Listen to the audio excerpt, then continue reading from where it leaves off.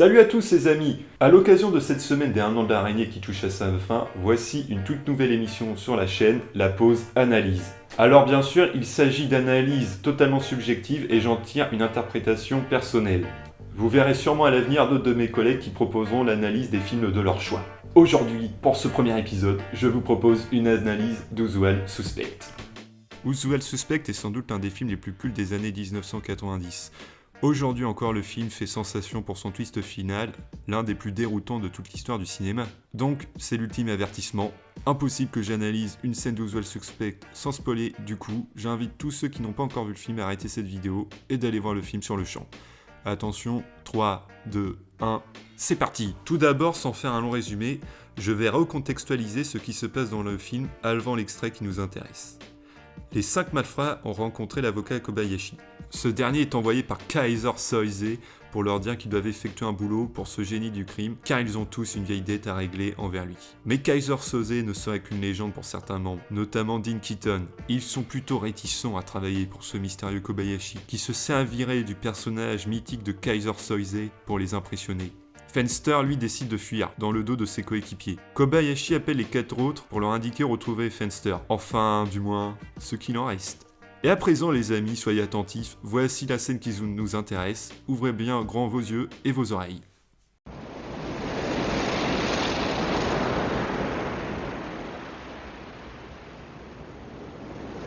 Alright, let's get the fuck out of here.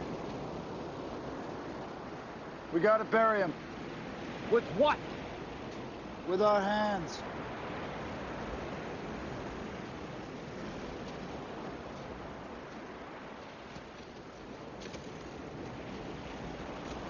Oh, this is nuts. It's dry fucking sand, McManus. When he rots, the surfers are gonna smell him a mile away. Dig, you fuck! Keaton, what are we gonna do? This fucking guy is gonna kill us. I don't know about you, peg leg, but I can run. I got no problem with that. Kobayashi doesn't seem to have a problem with it either. You run, and we're gonna be digging a hole for you. You got that? This ain't my boy we're burying. I don't know anybody. So fuck you. He was my partner for 5 years. We did more jobs, and I saw more money than you can ever count. So fuck you! Because now it's payback! It's not payback! It's precaution. You want payback, you want to run, I don't care. I'm not doing this for Fenster. I'm not doing it for you. I'm doing this for me. I'm gonna finish this thing. This Kobayashi bastard is not gonna stand on me.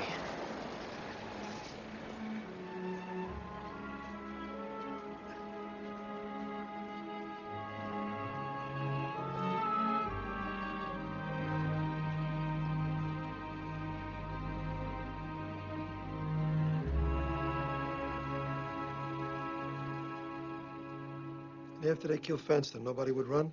I wanted to. I thought we could make it. Why didn't you say anything? Well, believe me, I tried, but Keaton wouldn't have it. It was too far-fetched for him. Keaton was a grounded guy, an ex-cop.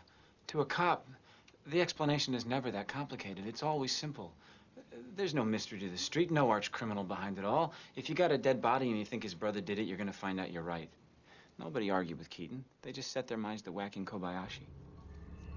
Donc il s'agit de 2 séquences qui se situent après 1 heure de film environ. La première est un flashback et l'autre une séquence au présent. Je vous rappelle que l'histoire est racontée par Verbal Kint pendant un témoignage à la police. Il y a un récit enchâssé qui nous explique comment il y a eu ce massacre au port de San Pedro. Ce qui m'intéresse le plus particulièrement dans cet extrait est la transition entre la séquence de flashback sur la plage et celle du commissariat. La transition est faite par un fendu enchaîné et raccordée à la fois par un travelling arrière et par un surcadrage de nos 4 anti-héros enterrant Fenster. En effet, les personnages sont encadrés par l'entrée de cette grotte qui donne sur la plage. Il y a également un second cadrage de l'écran en scope sur lequel vous visionnez le film. Il y a donc ce qu'on appelle un surcadrage. Retenez bien cette règle, au cinéma, quand les personnages sont surcadrés, cela veut dire qu'ils sont en situation d'infériorité ou que cela ne présage rien de bon pour eux. On retrouve cette situation d'infériorité dans la continuité de ce mouvement. En effet, le fondu enchaîné nous fait passer du sac de l'entrée de la grotte au sac d'une tasse de café par un travelling arrière. Une fois au commissariat, le cadre est placé pour voir la Tess en plongée pratiquement à 90 degrés, ce qu'on appelle apparemment un plan douche. La caméra se redresse peu à peu pour nous montrer dans le cadre en plongée beaucoup moins abrupt Verbalkind qui raconte son histoire à l'agent Kujan. Ici, Verbalkind est toujours en infériorité. En effet, il doit témoigner de l'affaire du port dans laquelle il est impliqué face à un représentant des forces de l'ordre. Dans ce même mouvement de caméra, le réalisateur le filme en plongée avec Kujan qui, par sa présence au premier plan et en amorce, est imposant face à Verbal. Kujan est donc en position dominante. Après une analyse de la forme de cette transition par la mise en scène, je vais plus me concentrer dans le fond, à savoir les messages que le réalisateur Bryan Singer essaie de nous transmettre. Donc dans cette scène de la plage, les 4 malfaiteurs en découvrant le cadavre de Fenster se rendent compte de prendre très au sérieux Kobayashi et décident de mettre un terme à cette histoire, en l'éliminant, comme le dit Verbal à la fin de l'extrait. Comme je l'expliquais précédemment, la mise en scène les place dans une situation délicate. Leur avenir est aussi en danger, par ce lent travelling arrière s'éloignant d'eux qui les surcale de plus en plus par les profondeurs et l'obscurité de la grotte. Le fait que la scène se passe de nuit renforce ces heures sombres qui arrivent. Bryan Singer a choisi de tourner l'action sur une plage avec une mer à marée montante couplée à de violentes vagues. Cela permet d'annoncer le massacre qui aura lieu au port de San Pedro qui se passe, oh, coïncidence, de nuit. On devine aussi que la lumière qui éclaire les héros est celle d'un phare qui est hors champ. Mais cette lumière serait la menace de Kaiser Soze qui plane sur eux. Car dans le film, quand Kaiser Soze commet ses atrocités, sa présence est là par une lumière aveuglante, comme par exemple quand il assassine Hockney ou d'autres personnages. Par la transition, l'obscurité de la plage vue depuis la grotte devient le noir du café dans la tasse de l'agent Kujan. Et par le fondu enchaîné, les protagonistes se retrouvent surcadrés brièvement dans la tasse de café. La caméra fait un léger mouvement en rotation au-dessus de la tasse avant de filmer Verbalkind. A votre avis, pourquoi cette légère rotation au-dessus de la tasse? Car tout simplement, Verbal dans son témoignage tourne souvent autour du pot, comme ici en détaillant quelques anecdotes qui ne fait vraiment pas avancer la suite de son aventure. Keaton was a grounded guy, an ex-cop. To a cop, the explanation is never that complicated. It's always simple. There's no mystery to the street, no arch criminal behind it all. If you got a dead body and you think his brother did it, you're gonna find out you're right. Mais vous savez tous pourquoi il fait ça. C'est afin de gagner du temps pour rendre une histoire crédible et plus ou moins inventée, afin de faire croire à Kujan qu'il a peu de responsabilité dans cette affaire. Cependant, si vous en êtes rendu à ce stade de la vidéo, c'est que vous avez déjà vu le film. Vous savez donc que Verbalkind n'est autre que Kaiser Soze, le légendaire criminel sanguinaire et manipulateur. On en tire donc que la première séquence, il manipule par la peur ses supposés collègues. Ici, tout ce qu'on voit n'est qu'une invention de Kaiser Soze pendant son témoignage. En tout cas, le policier croit plus ou moins tout ce qu'il raconte, en avalant le café dans cette tasse, donc en avalant les bobards de Verbal. Une tasse qui, rappelez-vous, est de la marque Kobayashi.